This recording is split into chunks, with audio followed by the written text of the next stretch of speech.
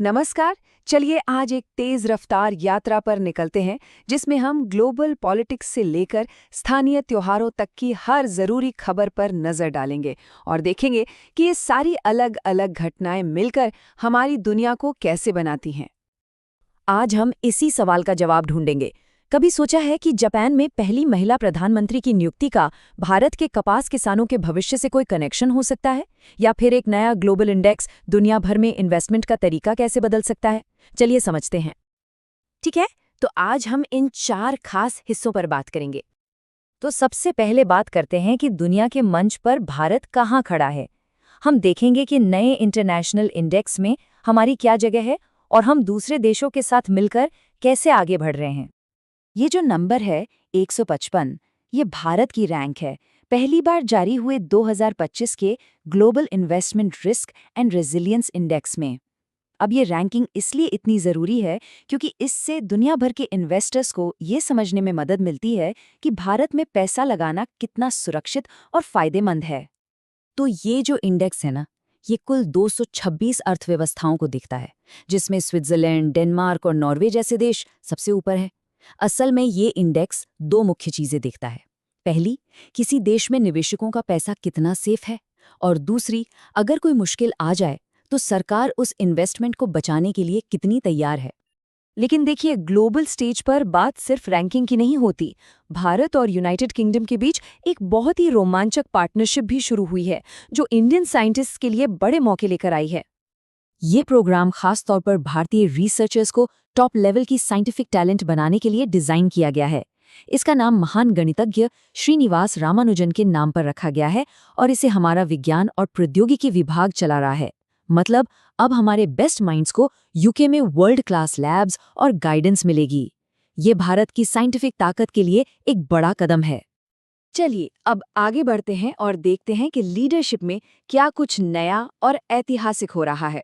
हम देखेंगे कि कैसे कुछ नई नियुक्तियां जापान और भारत दोनों ही देशों में इतिहास बना रही हैं। जापान में ना एक बहुत बड़ा पॉलिटिकल माइलस्टोन बना है, जो उस देश के इतिहास में एक टर्निंग पॉइंट है। और ये एक ऐसा बदलाव है जिसका असर सिर्फ जापान पर ही नहीं बल्कि पूरे एशिया पर पड़ सकता है। ये सच में एक ऐतिहासिक पल है। जापान के इतिहास में ऐसा पहली बार हुआ है कि किसी महिला ने प्रधानमंत्री का पद संभाला हो। शिगेरो इशिबा की जगह लेते हुए साने टकाइची अब देश को लीड करेंगी। ये अपॉइंटमेंट जापान में जेंडर इक्वालिटी की तरफ एक बहुत ही बड़ा कदम माना जा रहा है। अच्छा, अगली खबर पे जाने से पहले एक छोटा सा कॉन्सेप्ट समझ लेते हैं ताकि सब कुछ क्लियर हो जाए, और वो है इंटेलेक्चुअल प्रॉपर्टी, यानी बौद्धिक संपदा। तो मोटे तौर पर ये 4 तरह के होते हैं। पेटेंट नए आविष्कारों के लिए होता है, कॉपीराइट आर्टिस्टिक कामों के लिए, ट्रेडमार्क किसी ब्रांड की पहचान के लिए, और ट्रेड सीक्रेट होता है गोपनीय बिजनेस जानकारी के लिए। ये समझना जरूरी है क्योंकि हमारी अगली खबर इसी से जुड़ी है। और इंटेलेक्चुअल प्रॉपर्टी की बात हमने इसीलिए की क्योंकि ये भारत के लिए एक और पहली और बहुत बड़ी उपलब्धि है।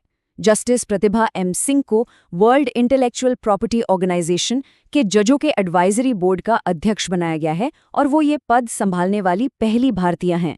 ये बोर्ड दुनिया भर में आईपी मामलों पर गाइडेंस देता है और इस नियुक्ति से भारत की आवाज ग्लोबल आईपी पॉलिसी में और भी मजबूत होगी।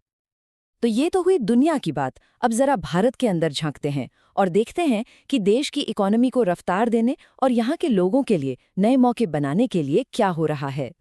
ये जो रकम है 600 करोड़ रुपए, ये केंद्र सरकार के एक बहुत बड़े और नए मिशन के लिए है। एक ऐसा मिशन जिसमें भारत के एग्रीकल्चर सेक्टर को बदलने की ताकत है। तो इस मिशन का सीधा साधा मकसद है भारत के कपास उद्योग को पूरी तरह से बदलना। किसानों को मॉडर्न साइंटिफिक तरीके सिखाए जाएंगे, टेक्नोलॉजी की मदद से उत्पादन बढ़ाया जाएगा और स्टोरेज के लिए बेहतर सुविधाएं दी जाएंगी। इससे न सिर्फ किसानों की कमाई बढ़ेगी बल्कि भारत ग्लोबल कॉटन मार्केट में और भी मजबूत हो जाएगा। ये पोर्टल एक पुल की तरह काम करता है। कर्नाटक में शिवोगमा में एक पायलट प्रोग्राम के तौर पर इसे लॉन्च किया गया है, जहां यंग जॉब सीकर्स सीधे कंपनियों से जुड़ सकते हैं। अगर ये कामयाब रहा तो इसे पूरे राज्य में लागू किया जाएगा, जिससे युवाओं को नौकरी ढूंढने में बहुत मदद मिलेगी। चलिए अब जरा इकोनॉमी से हटकर स्पोर्ट्स और कल्चर की दुनिया में चलते हैं। कुछ ऐसे पलों को देखते हैं जो हमें गर्व और हमारी परंपराओं की याद दिलाते हैं। तो ये रहे आर्चरी वर्ल्ड कप के नतीजे। जैसा कि दिख रहा है, साउथ कोरिया तो खैर टॉप पर है, लेकिन भारत का प्रदर्शन भी काफी शानदार रहा और हम चौथे नंबर पर रहे। खासकर ज्योति सुरेखा वेनम और ऋषभ यादव जैसे खिलाड़ियों ने मिक्स्ड टीम इवेंट में गोल्ड जीतकर कमाल कर दिया, जो देश के लिए एक बड़ी उपलब्धि है। अब खेल से आगे बढ़कर बात करते हैं संस्कृति की, एक ऐसे त्योहार की जो एक नई शुरुआत का प्रतीक है और जो हमें हमारे समुदायों से जोड़ता है। ये त्योहार, जिसे गोवर्धन पूजा के दिन भी मनाते हैं, गुजराती कम्युनिटी के लिए बहुत खास है। बेस्तु वरस का मतलब ही है नया साल। इस दिन व्यापारी अपनी नई खाता बही शुरू करते हैं, जिसकी पूजा की जाती है, जिसे चोपड़ा पूजन कहते हैं। ये एक प्रॉस्परस यानी समृद्ध साल की उम्मीद का प्रतीक है।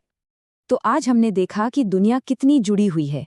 एक तरफ जापान में एक ऐतिहासिक फैसला हो रहा है, तो दूसरी तरफ कर्नाटक में युवाओं के लिए नए रास्ते खुल रहे हैं और भारतीय किसानों के लिए एक नया मिशन शुरू हो रहा है। हर घटना का अपना एक असर होता है। अब सवाल यह है कि इन सब में से कौन सी कहानी आने वाले वक्त में सबसे ज्यादा असर डालेगी? क्या वो एक नया पॉलिटिकल लीडर होगा, एक इकोनॉमिक मिशन, या फिर एक सांस्कृतिक परंपरा? सोचने के लिए धन्यवाद।